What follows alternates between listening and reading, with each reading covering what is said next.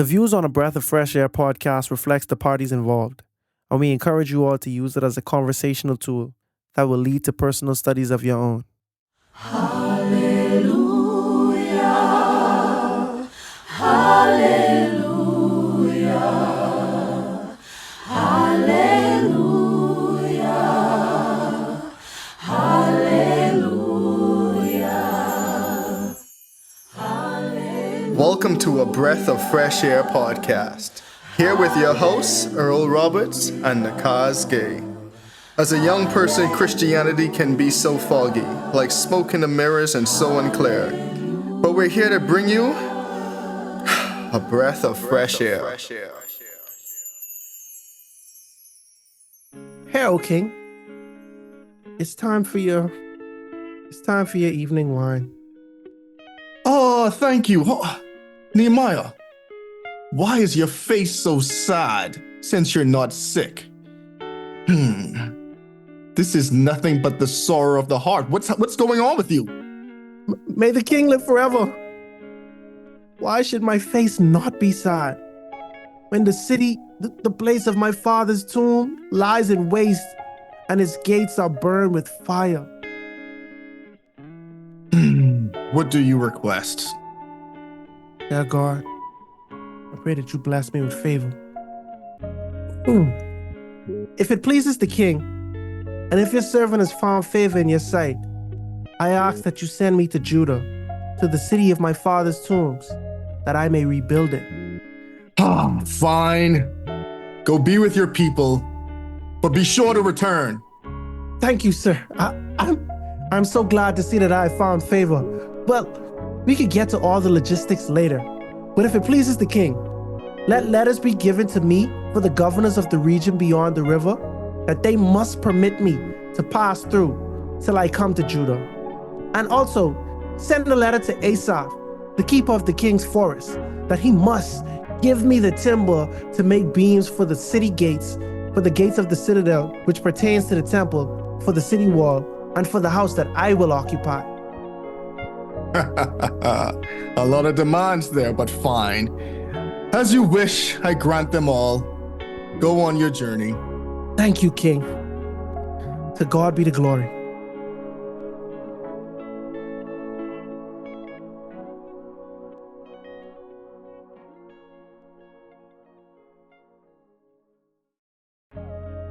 Welcome to a dynamic journey through Nehemiah's chapter 1 and 2, chapters teeming with leadership, prayer, and transformative action. In this episode, we are going to delve into Nehemiah's heartfelt prayer for the broken walls of Jerusalem and witness his courageous approach to King Artaxerxes. Join us as we unravel the power of compassionate leadership, fervent prayer, and seizing the opportunities for change. This is Nehemiah 1 and 2, where vision meets action and faith sparks transformation. As always, be blessed and enjoy.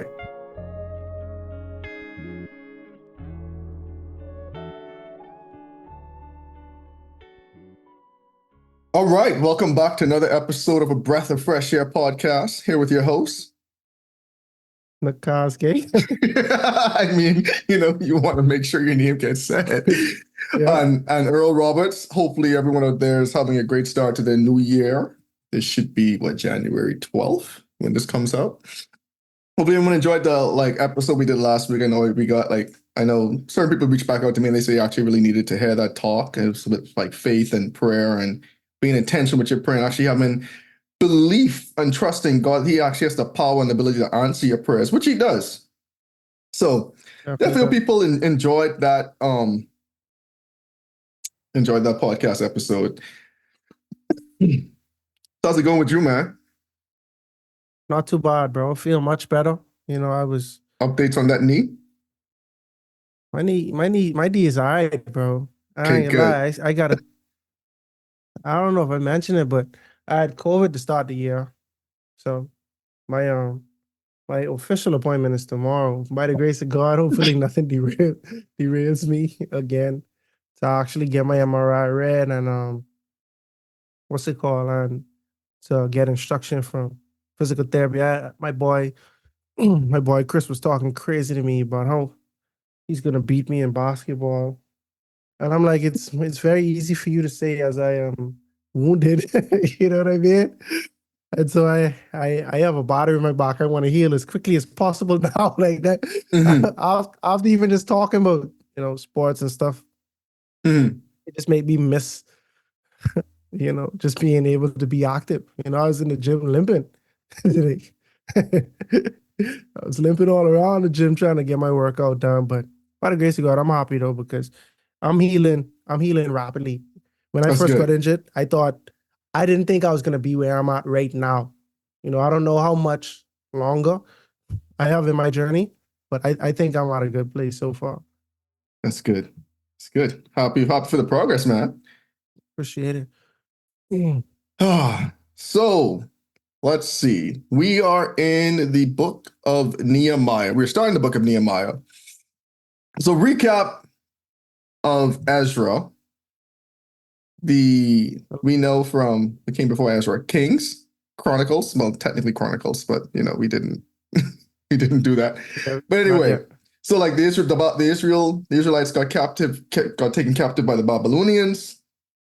In Ezra's time was the Persian Empire, and Zerubbabel was the first one who went back. And it's important to note that like over between like 2 to 3 million Hebrews were taken from Israel and Judah into Babylonian captivity, but around only like 50,000, 60,000 came back. Mm. So it's such a drastic like change that happened, right? Yeah. But anyway, like go back to our episodes in Ezra, but like we see that there Zerubbabel came back, helped rebuild the temple. Ezra also came back and helped establish some of the laws and make sure people were following God. And now we have Nehemiah, who was a contemporary to Ezra, but he also came after Ezra in the chronological timeline. Even though like he was still like they still end up being in Jerusalem around the same time, as you will see in the book of Nehemiah as we get to that point. I mean that's like a way long story, super short. Yeah. So the last thing we know is that there was a little bit of disagreements between the people that never left Israel and the people that returned out of exile. Another thing to notice that not everyone returned to Jerusalem from Babylon, but the people who did come and the people who were there, we noticed that they intermarried, and because they intermarried with people that did not worship God, and because of that, that led them to sin. And Mm-hmm. so the book of Ezra kind of ended. It didn't even really end with much of a resolve as to what's It going really did on. it. Right. But it ended kind of showing the situation where they were trying to reconcile the people who had marriages that were against the law of God. And so that's where we left off. I don't know how much time had passed between Ezra and Nehemiah, but it's still a lot of work to do um, among the exiles and among the newly rebuilt city. And that introduces us to Nehemiah for today. Okay, so in Nehemiah 1, the words of Nehemiah, the son of Hakaliah. It came to pass in the month of Shislev, in the 12th year, as I was in Shushan, the citadel. And for everyone out there, that was the capital of the Persian Empire. In the citadel, that Hanani, one of my brethren, came with men from Judah. And I asked them concerning the Jews who had escaped, who had survived the captivity, and concerning Jerusalem. And they said to me, the survivors who are left from the captivity in the province are in great distress and reproach. The wall of Jerusalem is also broken down, and the gates are burned with fire. So, a couple of things right here, right? We see that Nehemiah, similar to some of the other people we've been introduced in Ezra, has a pretty great standing in the Persian Empire, even though he's a Hebrew. Yes.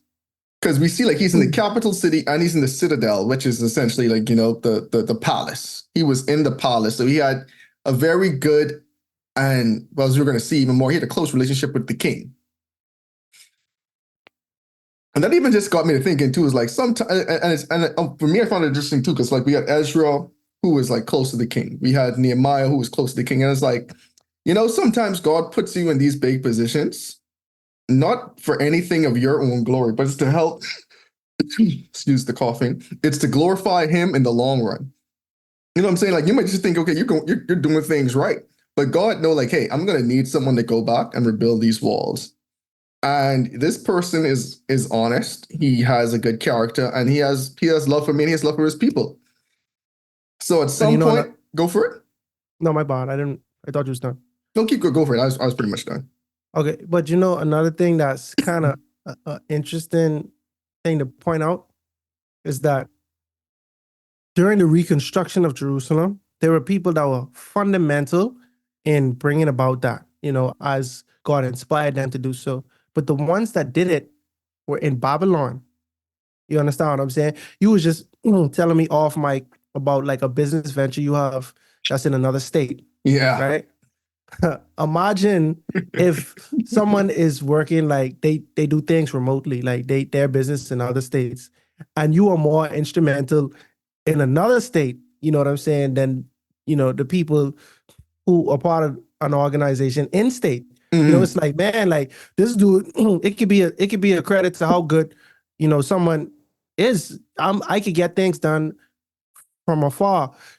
It's far more likely, I think, that the people that were in Jerusalem would have rebuilt their city or would have been dedicated to God while in Jerusalem than that of the people that were in Babylon under so many different cultures, so many different nations and religions.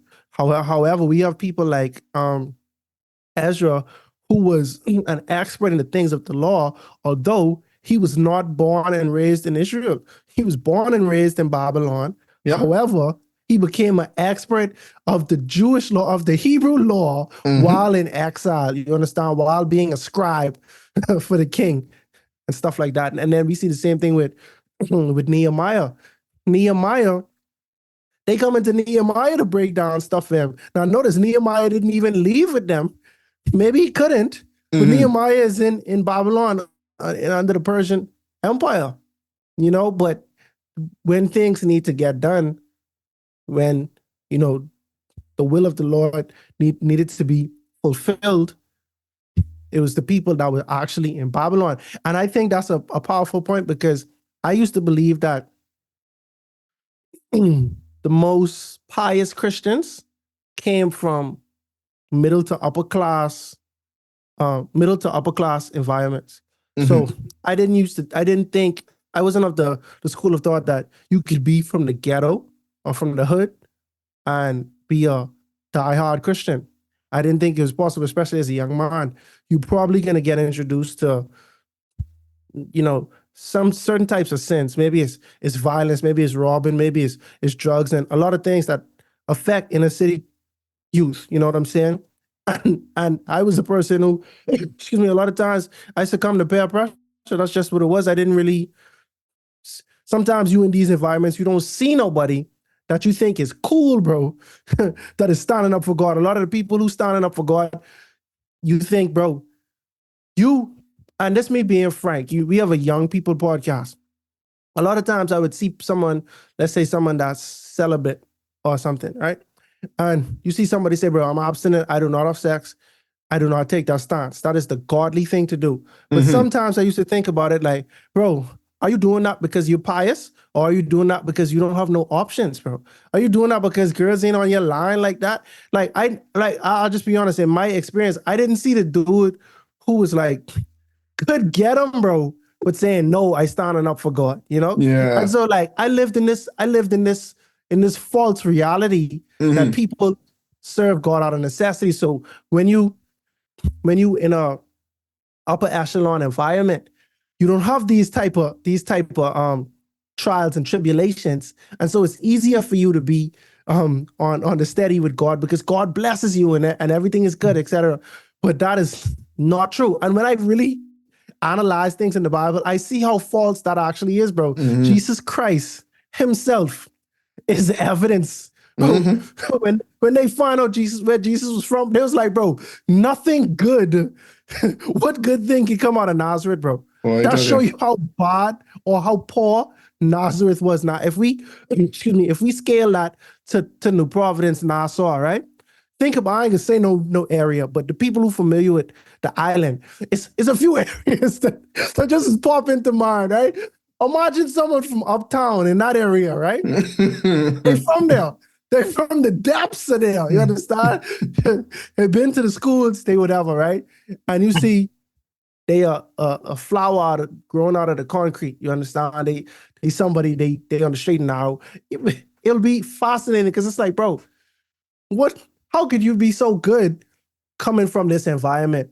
But it's not impossible. And one other thing I want to mention though is that no matter where you are, the devil caters to those type of sins.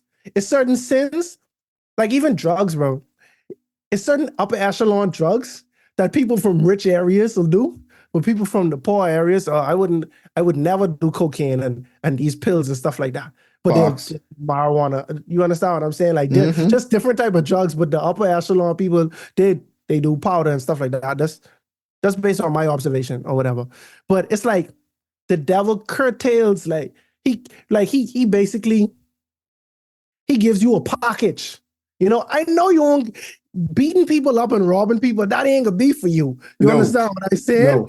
But I want you to be like conniving though. Like you understand? You could be a shrewd operator. You can go talk behind people back. You could do this and that. He's fixed everyone up, bro. So personally, to that point, I don't think you are. I might be wrong. I don't think you had an advantage or disadvantage. Well, you really Depends on ain't. You really ain't. I mean, like on this train of thought, right? And the funny thing about it, bro, the devil can package it for you where you sinning and you wouldn't even really know you sinning because it's so commonplace, but Mhm. Wait, how much the Bible is talk about gossiping, bro? I just being honest. Yeah. Like, how people is gossip, dog? Like Yeah, just for fun, bro. You know what I'm saying? Mhm. The Bible talk about these things. The Bible talk about lying. People just wait. Someone else, well, I ain't got it. I mean, you got $2 in your wallet. You wouldn't even just say, Yeah, no, wait, dog. I ain't got it. And just the convenience of it. You know what I'm saying? Yeah. I bet the devil is packaged up so sweet. You doing what you ain't supposed to be doing, but you wouldn't even really notice it. That's really the truth, bro. So I mean, I think it's important to note though, like it's like we see the people that's in Babylon, bro. Anything can happen in Babylon. Anything can happen here, bro. It's the people here that on the straight and narrow. And I feel like that just go to show that you could stay the course no matter your circumstance. We see Joseph. Exactly. We see Lot, you know what I'm saying? People that were not in ideal situations, but they still were men of God, throughout. And so, yeah, it's pretty interesting. Yeah, and like even going back to Nehemiah, right? It's very interesting that too. Like he asked them, like, how are things going back there? Like, how are the people? And even Ezra was like, yo, are these people like? I'm curious. Like, are these people actually following God? Like their curiosity about a land that, quite honestly, they have never seen. You know what I'm saying? They've just heard about it. They know that this is like the ancestral land of my peoples. But Nehemiah was like, yeah, like, how's it going back there?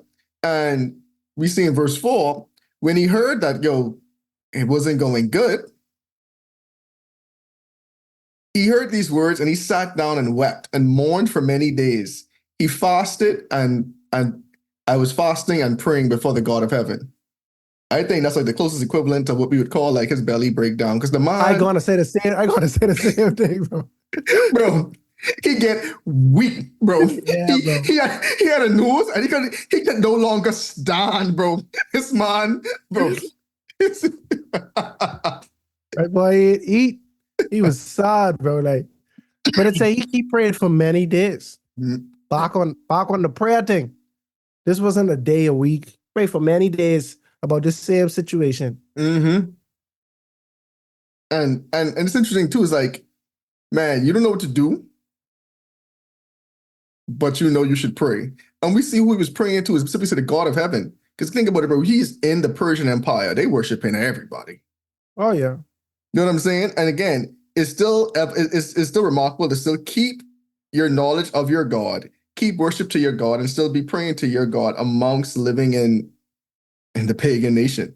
Wherever you're living, bro. Bro, think about how unlikely this is, bro. And I ain't trying to beat this dead horse, but while they were in Jerusalem, bro, they did not keep the commandments as a nation.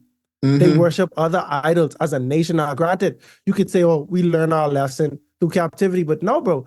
Y'all been in the Jews, Israelites at this time. They had been in this scenario so many times, bro. We could go to Book of Judges, bro.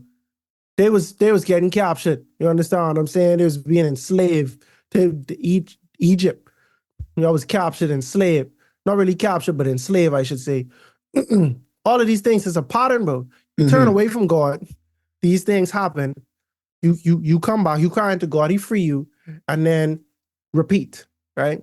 And so now you can make the argument that he didn't have to be pious after having punishment, because the Israelites, bro, they was getting punished. We in the Book of Kings, bro, we see all type of kings, and from the Syrians, all type of kings was punishing them, bro, and they would not turn away. You know, some of them turn away.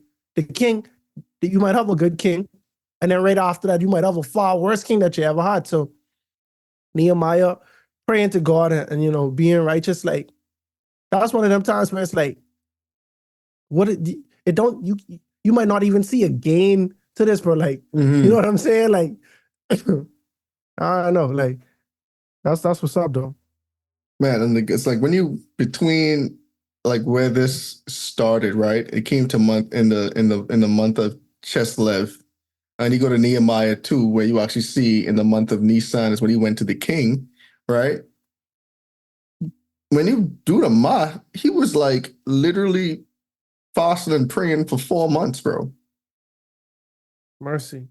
That wasn't I just to like further emphasize your point. This wasn't no just a couple of days thing. This wasn't no even like a week or two thing or no 40-day thing. But this is like a 4-month, like from Kislev to Nisan.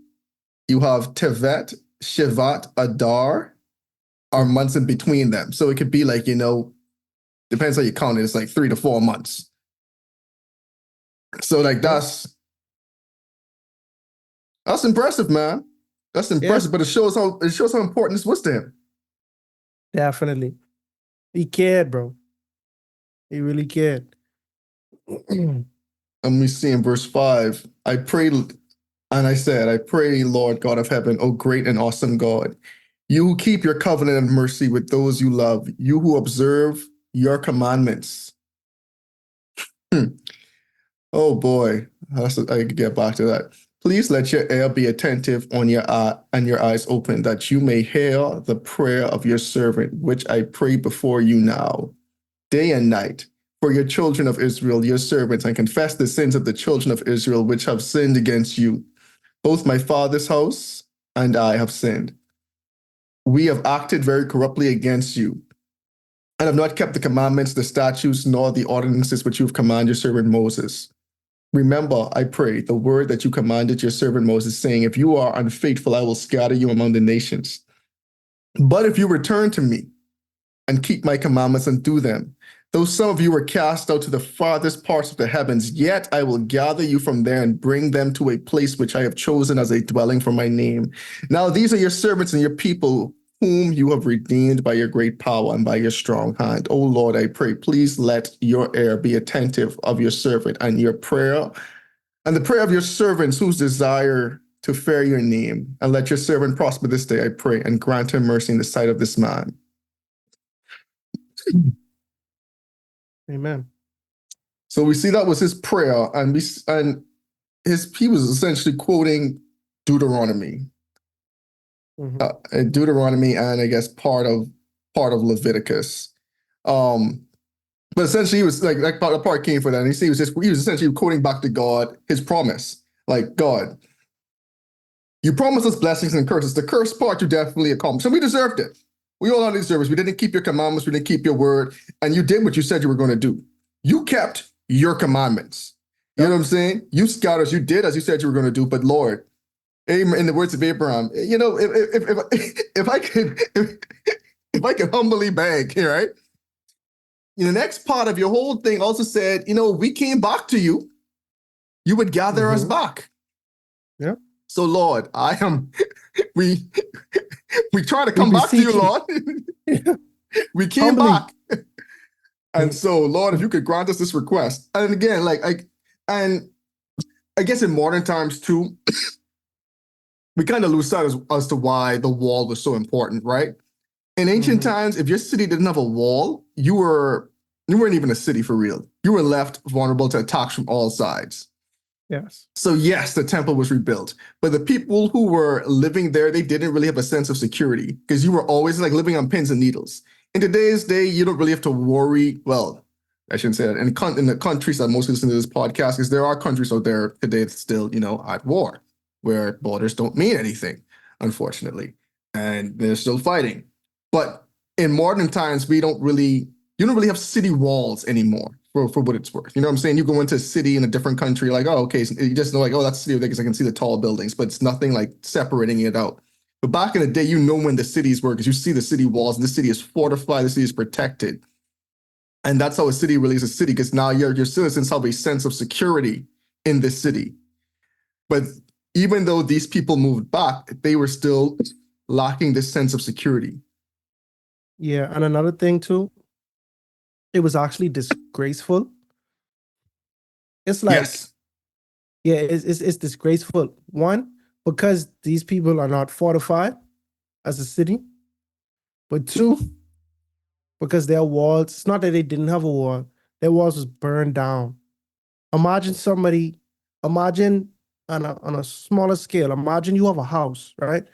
You see these people, they scraping together just to have a house. The only house they could get is the fixer upper, right? But outside, the house burned down to a crisp. Inside, renovated, it's livable. But outside, it's still in ruins. It's embarrassing. You go there every day, the way people perceive you, it's embarrassing. It's like you living in a bando, I don't know, what's another term for that? Like a trap house, or what's a better term for that? Anyway, it's like you living in an abandoned building type of situation. You know what I'm saying? It's disgraceful. And that's how that's how the Jews felt, and that's how the neighboring people around them, that's how they viewed them. These people are pathetic. They are disgrace because they live in a half burned down city. I mean, y'all can build up your temple and your houses and stuff, but y'all don't got no wall, bro. Anytime we want to attack, we can attack. And all of this around is y'all building a new city surrounded by debris, and that make Nehemiah sad to hear that these are the conditions that they were in. And even for more context too, bro, you guys have been there for 75 years and you build these walls yet. I mean, like, no, let's just be real. Yeah. When Ezra pulled up, bro, he could have, the king was like, whatever you need, take it. All the money you need, take it. Other governors around them, whatever you ask, they have to provide you. And y'all still ain't build these walls yet. Like, for real, though, like, when you start putting things in, so hard up to build that temple. I guess. My word, you build the temple, but now the temple's still vulnerable. I was wondering what I would build first. The wall or shelter. You know what I mean? Which one comes first, the chicken or the egg? Oh boy. But yeah, I mean, I would build I was wondering that too, bro. Consecutively. True. I guess concurrently would be the better word. Together. They both happen at the same time. You guys dedicated to rebuilding the temple, let's simultaneously rebuild these walls. Because I wonder if they just run out of resources or what, bro. I guess. Anyway, and so the last line in Nehemiah 1 was for I was the king's cupbearer. So we see who Nehemiah, his position was. So reading from chapter 2 now. And it came to pass in the month of Nisan, in the 20th year of King Artaxerxes, when wine was before him. And I took the wine and gave it to the king. Now I had never been sad in the king's presence before. Therefore the king said to me, why is your face sad, since you are not sick? This is nothing but sorrow of the heart. And again, just for like historical context, when you were around the kings, you couldn't be sad. Yeah, come around me dampering the mood and thing, bro. They literally didn't care what you had going on in your life. Yeah, you coming around them, you needed to be upbeat. Literally, it's so crazy. The king literally could have had Nehemiah killed for being sad on a downer in his presence. For sure. Because again, it's like we lose the historical context. We ain't used to this type of stuff. But on that note, you don't think kings were very irrational, bro? Like some better than others, though. But it's like, what's the price of someone's life? You around me frowning and think, Hey, off with his head. my daddy had a lot. My daddy said this line: "It's good to be the king, bro." That's true. It's good to be the king. It is good to be the king, bro. Oh my! But to your point, yes, they were. Some of them were very irrational. But it's like, and again, I don't want to sound like a maniacal fiend, right? But if you know the context, you know the rules. You expose yourself. You expose yourself far too often. But if you know the penalty of coming around my presence, Sully, is death, why are you coming in my presence, Sully? I don't understand. These rules are established. These are established rules, Kazi. I don't understand. You know these rules. So, Yeah. am I a maniacal fiend for enacting the punishment of such said crime? Yeah, You know the might not. punishment? Artaxerxes didn't make them roots. He just was enforcing them, theoretically, because he didn't even do none of these things we talking about. But theoretically, Exactly. So it's funny, right? Because we see Nehemiah himself said he became dreadfully afraid. Yeah. Like Nehemiah instantly knew there are serious ramifications for the actions. Yeah. I messed up. I definitely messed up. Oh boy. I can imagine Nehemiah too, like, oh boy, no king. No, I so solid. I so solid, bro. I straight. All right, son. But we see Nehemiah was a better man than I, and he did not lie. And he said to the king, may the king live forever. You know, you gotta try somebly stroke their ego. Oh yeah. Then he said, why should my face not be sad when my city, the place of my father's tombs, lies in waste, and the gates are burned with fire? And it's so interesting, right? Anyway, I go to this point. And the king said to me, what do you request? It's so funny just reading this, like, as I'm Nehemiah. It's literally like a memoir. Yeah, no. It's definitely from his perspective. 100%. So I prayed to the God of heaven, and I said to the king, if it pleases the king, and if your servant has found favor in your sight, I wonder if that's just like a standard line everyone had to say to the king. And I wonder if as a king, you just got tired of hearing that, like, okay, what do you really want? Like, I know for me, I just get annoyed at hearing that. Think about it, everyone coming to you, oh, if it pleases the king, if I found favor in your eyes, like, oh boy, just what do you want? No, it's like how like our elders don't get tired of saying yes, mom, and no, mom. Because yes and yes, mom, they serve the same purpose. Like the mom, you see what I'm saying? Like it would suffice, but I think maybe the king see it as if you don't come to me humbly like that, you disrespecting me, bro. Off with your head. Off with your head. That's a fair point. I asked that you send me to Judah to the city of my father's tombs that I may rebuild it. And the king said to me, the queen also sitting beside him, just for the context, in case you wondered, Right. how long will the journey be? And when will you return? So it pleased the king to send me, and I sent him, and I set him a time. So again, we see, like, even though these were quote unquote pagan kings, right? We see how God still softened their hearts towards the Hebrew people, allowed these leaders, Ezra, Nehemiah, Zerubbabel, to go back and make a way for their people. You know what I'm saying? Because the king could have easily said, like, but what I got to do with you? You here in my palace, eating good. You the king's cupbearer, bro. You have a pretty high position. You have it better than most Persians in my own nation. And you sad about a place you've never been? I can easily throw you in jail. Remember, Joseph was in prison with Pharaoh's cupbearer and Pharaoh's baker. Like, you could easily be thrown in prison for less, bro. Pharaoh used to go crazy, bro. Show me cupbearer on his head, cupbearer on his head, baker in jail. In prison, yeah. And to me, this really shows like how God really softened these kings' heart towards Israel, because it's like, bro, what you sad for? First of all, you already started my presence. Then this what you sad for? A place you ain't ever see? A place you only hear about? Like, Talking about your granddaddy them too, and then come like on, what you bro. talking about, bro? I'd be like, I'd be like, so where were you born? Right. Where were you born? In Right, where you going to Shushan? sleep? Where you asleep tonight? Like, You know what I mean?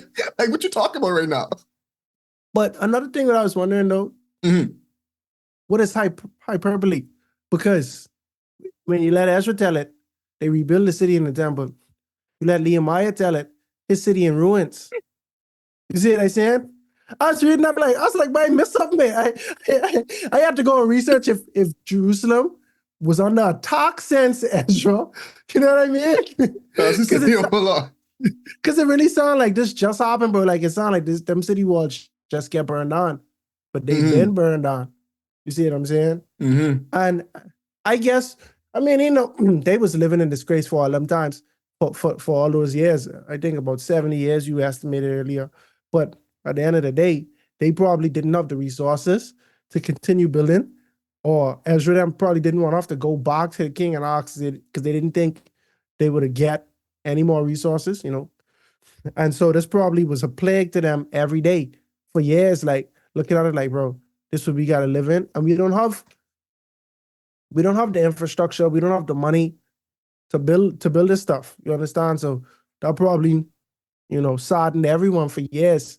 Part of me does think Zerubbabel started rebuilding the walls as well, but when they got paused, I just think he ever picked They back got up the interrupted. walls. Yeah. And he just was like, okay, you know what? I just gonna focus on this temple. Mm-hmm. Because it come to time and they just like, bro, we could build a temple no matter what, bro. I ain't even listening to y'all. But you remember too, like, because remember their main thing, the people who came against them was like, yo, if they rebuild the city, they're gonna rise up against you guys, right? I think about it again. What was like a most defining characteristic of the city walls. So if I build a temple, it's way less pushback. Yeah. So that's interesting. So let's see. So in verse 7, furthermore, I said to the king, if it pleases the king, let letters be given to me for the governors of the region beyond the river. I know these governors used to get tired, the Hebrew people, but another one.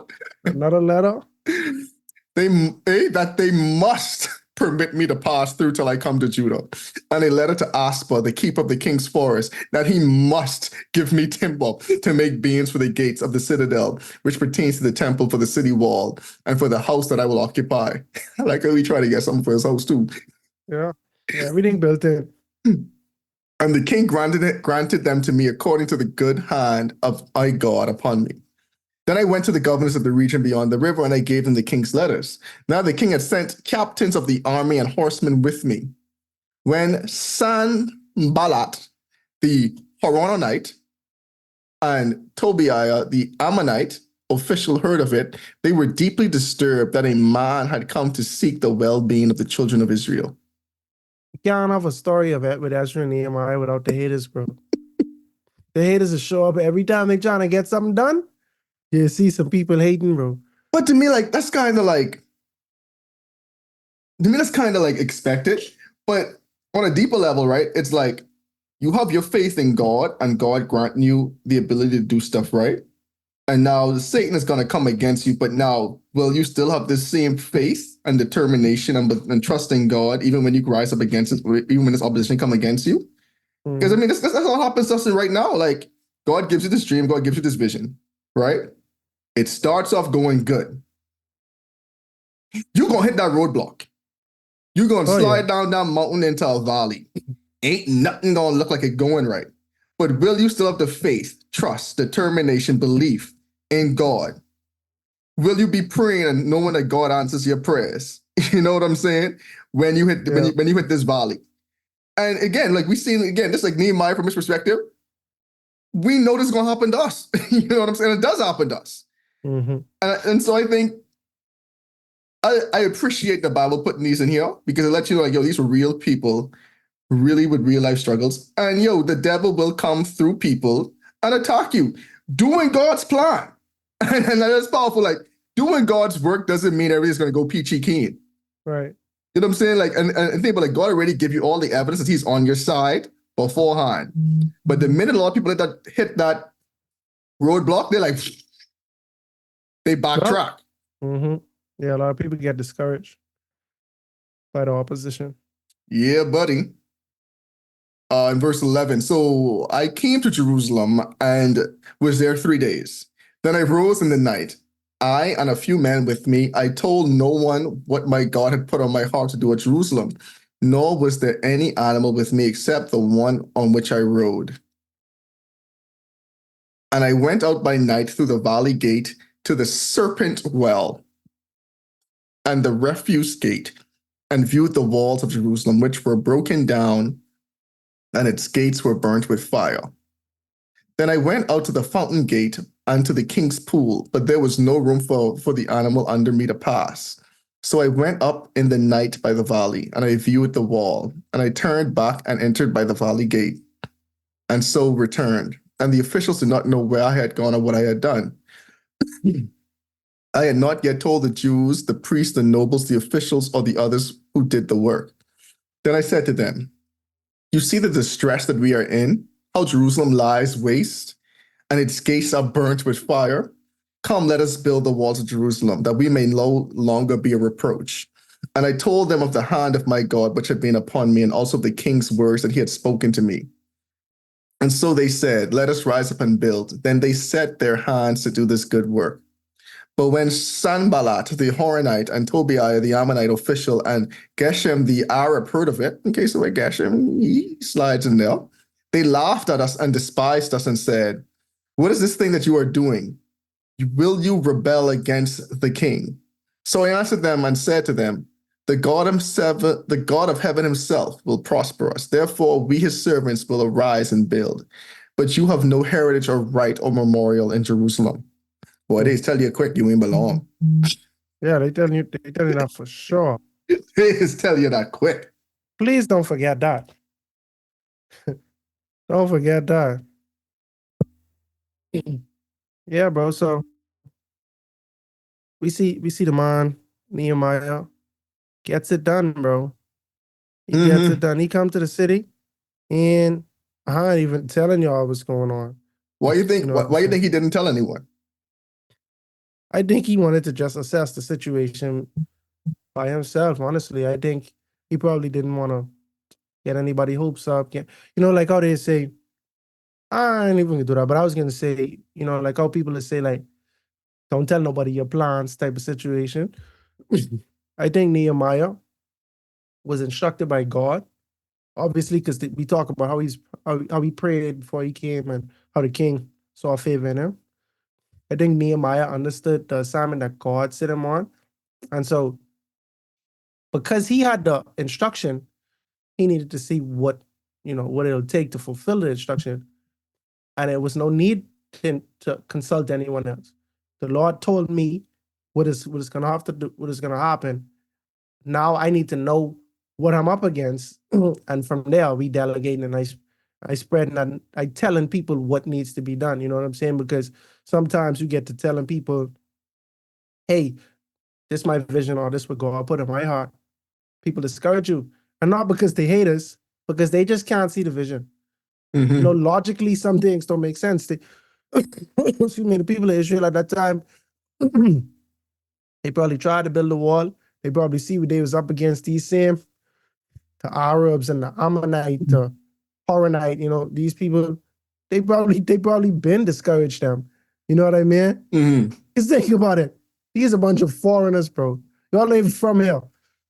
How Nehemiah can come in the city, scope out the scene, and it displease y'all? How y'all know what he doing, bro? You see how much in their business? You see how much they was up in the Hebrews business, in the Jews business, bro? How did y'all even know what was going on, bro? Some people really pay attention to you because they get joy out of seeing you down. Get joy out of seeing you suffer and just try to scrape it together. And when you finally start scraping it together, they upset. You know what I mean? They trying to doubt you and do all type of things.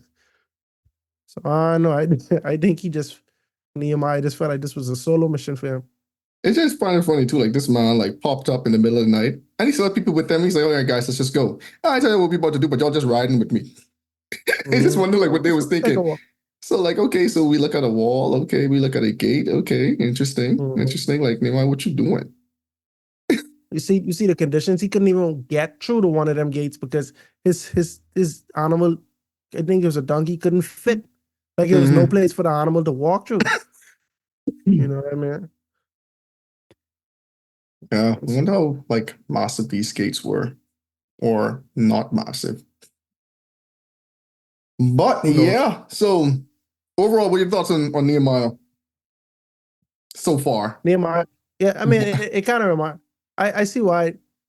I don't know. You know, it's so interesting. Two people could be in the same story, but that don't mean they have to be similar. You know what I mean? But I do see similarities between Ezra and Nehemiah. You know, they both servants of the king, one, but they both also really devout Jews. Nehemiah obviously knows the law. He could quote the law. He could say what happens when you break the law. And he challenging God based on the covenant that God promised. Lord, you say if we disobey, if we break your commandments, we will be scattered among the nations. But you say when we come back to you, excuse me, you will bring us back. And so now you've brought us back. But did you bring us back to be a disgrace, to be a laughing stock? If we find favor in you, Lord, help us to rebuild this city back to completion. So in a similar way, I see where Ezra, as the king's scribe, he beseeched the king. Excuse me, king. Our city, we was trying to build this for years. This king say yes, this king say no. If I may, send me back with everything I need so that we can rebuild this city. Very similar setup, very similar situation that these two men of God are actually in. So now we see Nehemiah come in. He see the task that he's up against, and he's dedicated to fulfill it. Nehemiah is pious for his city where he was not born, but a city where his heritage is. He was sad to hear that they was doing bad, but think about it from his perspective. I'm from Persia, bro. I'm from the Persian Empire. I live in the king's palace. I only know lavishness. I might not have been born like that, but I get this job. My Rose the parents might ranks. be. Say it again. I said he rose up the ranks. I rose up the ranks. My parents might be servants of the king in some type of way, but me, I all the way up to being the cupbearer. I as high of a servant as could be, straight up. Excuse me. I see the lavishness, and these people who don't even care about God. And you telling me our people don't even have a gate? What? This is the first time I ever even inquire about this, obviously, because he probably would have known that a long time ago. And you telling me we don't even have the bare necessities? Now this man Nehemiah leaves his place of privilege to go in the trenches to restore Jerusalem. This is a man who is zealous for God and zealous for his nation. You understand what I'm saying? He was sad when he found out that he that they didn't have a gate, bro. The man was fasting, praying. Oh, he got weak. He got weak, bro. He could not even contain it in his face. That's crazy. Like, he go into work sad, bro, and the king could see, bro, you ain't sick. You ain't sick. So what can be making you so sad? You acting like they just announced a terminal illness on you or something, bro. What's going on? You know what I mean? And that's how much he cared. That's how much he cared for Jerusalem. And so the Lord used him. Now they have an uphill battle. They about to finally actually complete the city, fully complete the city. You know what I'm saying? When Nehemiah is done, there's not going to be any more projects like this to restore Jerusalem. So overall, I think this is a step in the right direction for them. You know, it's actually one step closer in their redemption story. They had been scattered. Their country had been destroyed. And now we see that they turned away from these ways. Ezra, in the book of Ezra, we see where even the things that they did in the absence of the law and the absence of, pious Jews, they sinned.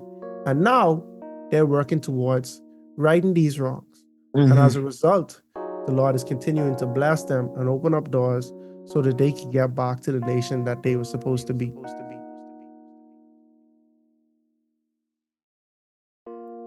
When Nehemiah learned about the state of Jerusalem, he became very depressed, and he prayed to God for months. The king, Artaxerxes, noticed that his demeanor had changed and granted him permission to go to Jerusalem and fortify the city. And he didn't do it alone. But we'll talk more about that on the next episode of A Breath of Fresh Air. Tonight's episode included voice acting by your hosts, Earl Roberts and Nakhaz. Remember to go ahead and research on your own in order to get a more firm understanding of tonight's episode. And if you enjoyed it, make sure to like, subscribe, and share with your friends. You can follow us on social media at A Breath of Fresh Air Pod on Instagram and BOFAPOD on Twitter. Thanks, everyone, and we'll see you next week.